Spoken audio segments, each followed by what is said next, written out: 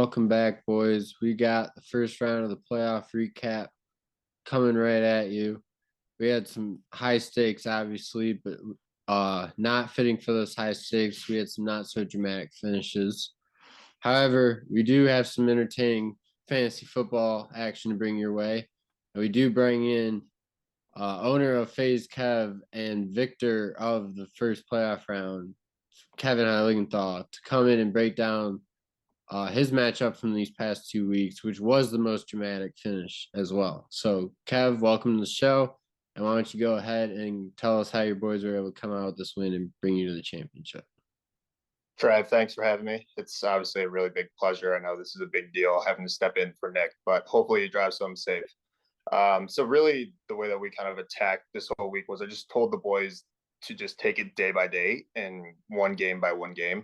And obviously being in an in-home visit, seeing the Bills live in person, having to talk with Josh in person, even though Glizz wasn't exactly for it, but it was a really, really good all-around team effort these last 2 weeks. Obviously, Josh came up big in week 15. Austin Eckler came up really, really big. Isaiah has been really churning out to be a really good draft pick ever since I think he was drafted in the last couple of rounds, if not round 12, round 13 or beyond. And obviously we got Chris in very late in the season, obviously from your team, Trav, and he's been a really, really key player all the way down the stretch. So really happy with how all the guys turned out. Obviously, at least I froze my ass off while I was doing that in-home visit, but it was really worth it. And honestly, it was all props to Glizz. He gave up a really good fight, putting up 290 points nearly, and having to come home with the L is really hard to take. So I give him all the props in the world. But obviously, we're through. It's been a really tough offseason, having to build like a championship level team after being in the bowl for the last 2 years and having to go in the league for one of those two. So really, really happy with how the team came out these last 2 weeks. Yeah, so what is it that you attribute to that culture change? You mentioned it yourself. You were in the 12 of the last 2 seasons, and now you're going to the championship game. How have you been able to turn the culture around, and what is your final message for your team and for your opponent, Nick Langley, as you head into the championship? In terms of culture, it's really been about we're almost dead last in the power rankings. This is where the team sees us. This is where the rest of the league wants us to be and where they think we're going to finish. And honestly, we had that culture from the get-go. Honestly, we're as Spartan Dogs are always there, always in the fight. And I think each and every one of these guys really bought into that. And I think it's the same thing that the Lions brought in this year with Campbell and the rest of the staff really being not SOL, but it's kind of the new same Lions instead. And honestly, in terms of Nick and my one line, I guess that I have to send to him, Nick, we're coming, baby. Stay woke. We're coming. All right. Very well put. Kev, thank you for joining the show. Best of luck to you in the championship. Thank you. Thank you. Thanks, Trev. Appreciate it. Yep, no problem.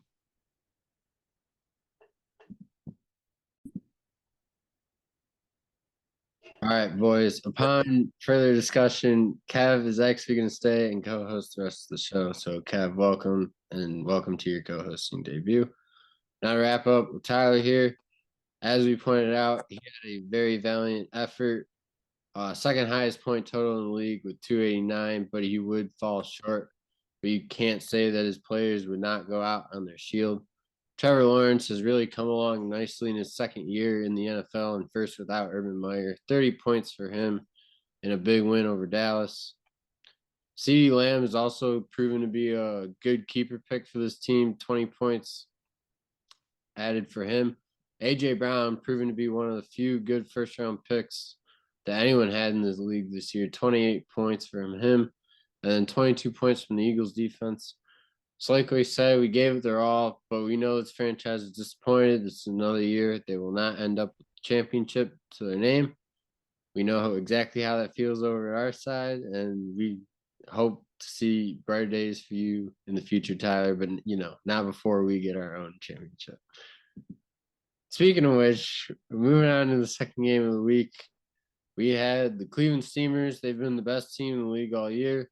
They advanced to the championship game now with a 270-241 victory over the Texas size 10 fours.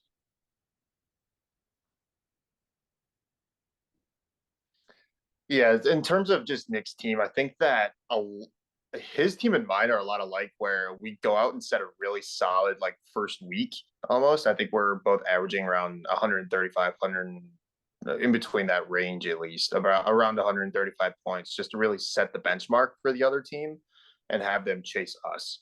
Obviously, you have Pat, who had a really solid week this week, having to beat the Houston Texans in overtime was really kind of insane game to watch. Yeah, you have Chubb, who wasn't exactly full Chubb, but who's probably in between half and three quarters, somewhere around there.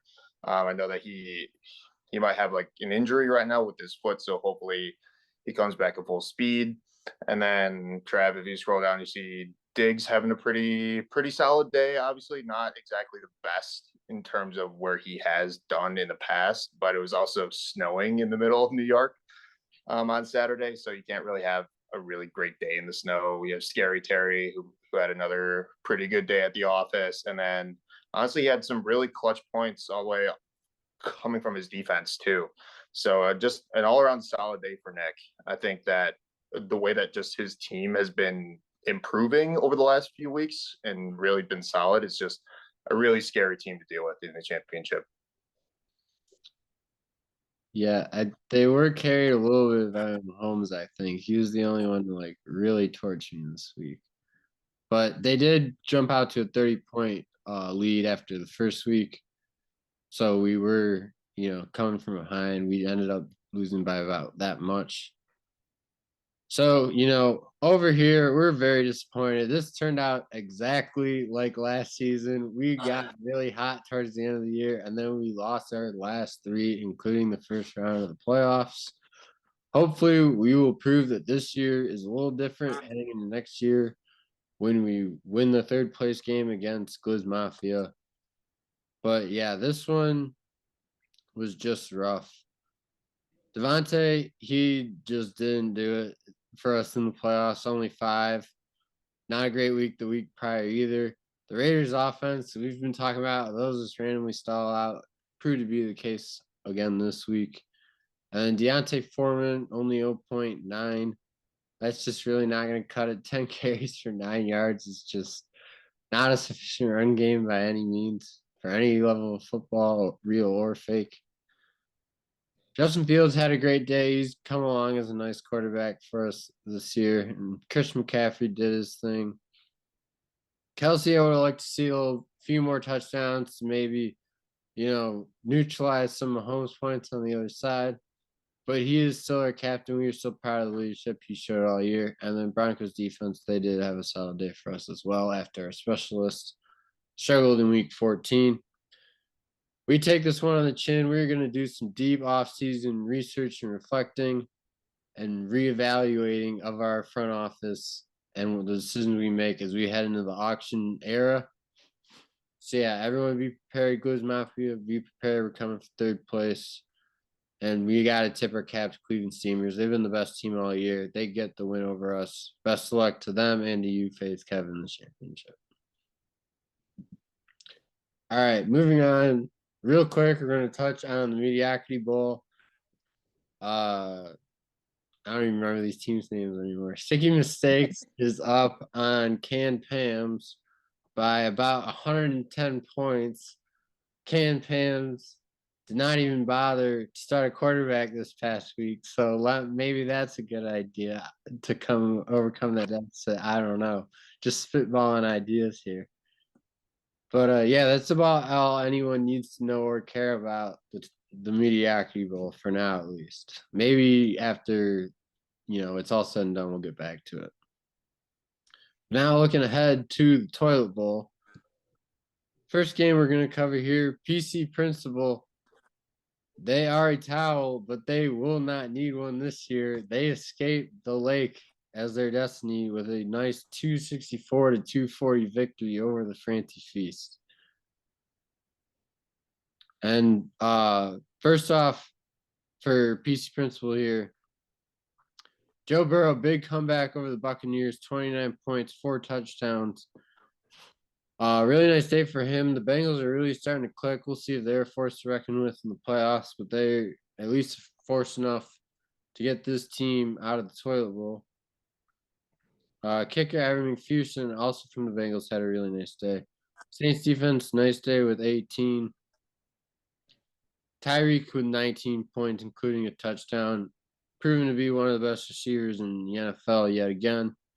And yeah, not much else to say here. This team's just happy to get the win and stay dry this year. We'll see if next year's the year this team goes in the lake. But for this year, PC principle, they stay woke enough to stay dry, I guess. And then for Matt's team, it really comes down to obviously like the massive point that's in front of everybody. Obviously, this team had a lot of injuries all at the same time to really some really key players. This is probably like the highest number of injuries I've seen on one roster since Nick's team a few seasons ago. But on the bright side, for Matt, he had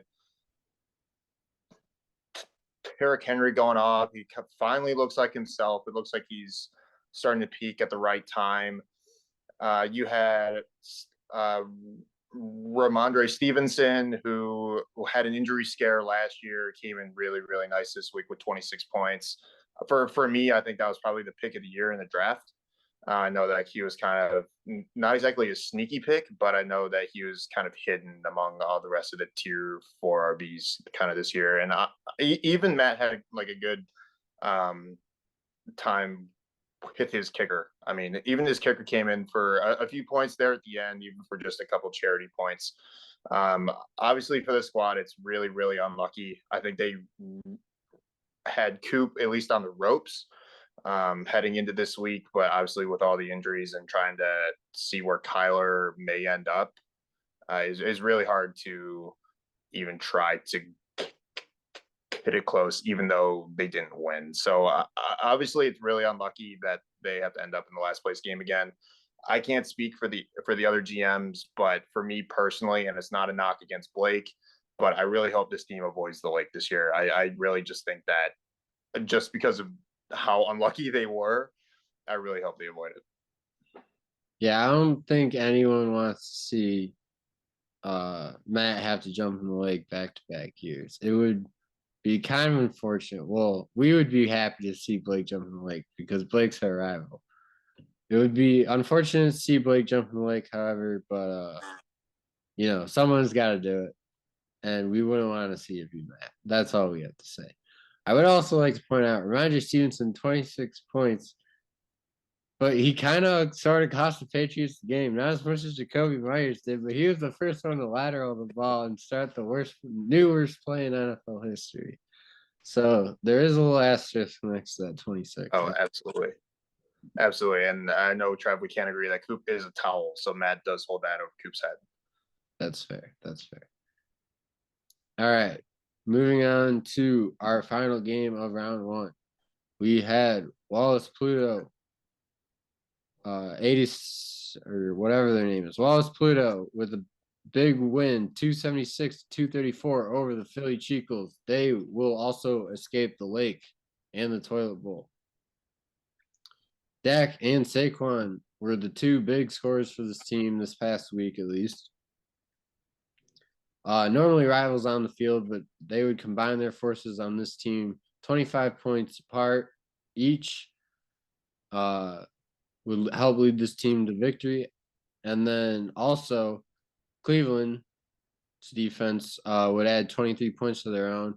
We've always been ragging on this team because they have 5 defenses on their roster the whole year. Well, now they only have 4. But their defense would prove to pull through for them when they needed it the most. So they at least had that going for them. They get to stay dry this year. I'm sure they're, quite happy with that consolation prize, and they'll fight for their $9 for 7th place.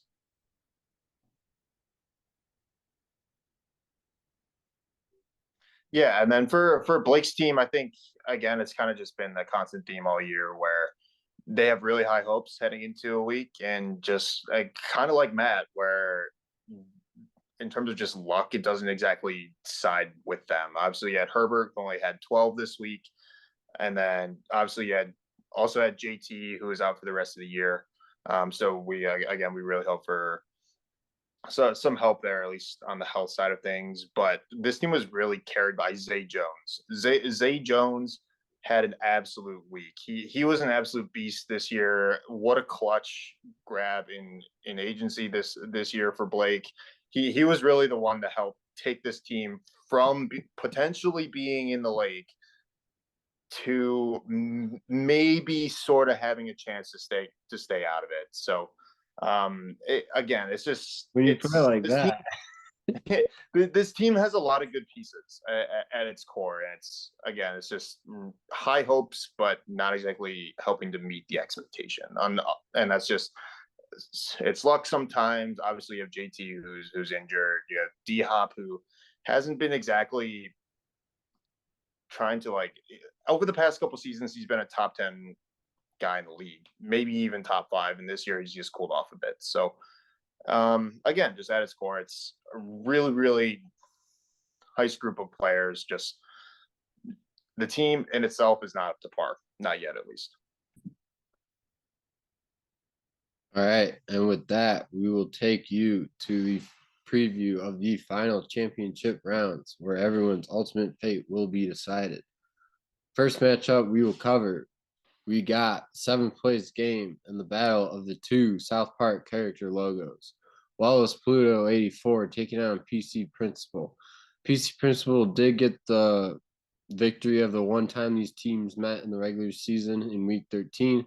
However, Wallace Pluto would have the better regular season record, and they did have the better performance by 12 points last week. Second game we're covering, 3rd place game. We got Texas 10 Force taking on Glizz Mafia. Both teams sitting at 7-6. Glizz Mafia would sneak out an 8-point victory in week 13 to claim the North Division. And that was after 10 Fours took home the victory by 20 points in week 2. Glizz Mafia had a much better round 1 than we did. We hope to correct that, and we hope to take home 3rd place. And Tyler, just know we're coming for you. All right, and next up, we got the people's main event, as they like to say. This matchup will determine who will have to jump in the lake as our last place punishment for the season. We have the Francy Feast. Team owner Matt Jugno had to jump in the lake this year. They found themselves in the finale again after a 5-8 season.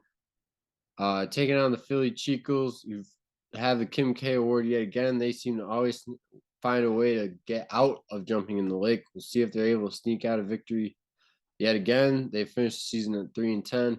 Francy Feast had a slightly better round 1 than the Cheekles did, but neither team was really that impressive. Francy Feast was able to win both these regular season matchups as well. Very weak 3-point victory in week 3, and then a much more dominating performance in week 9.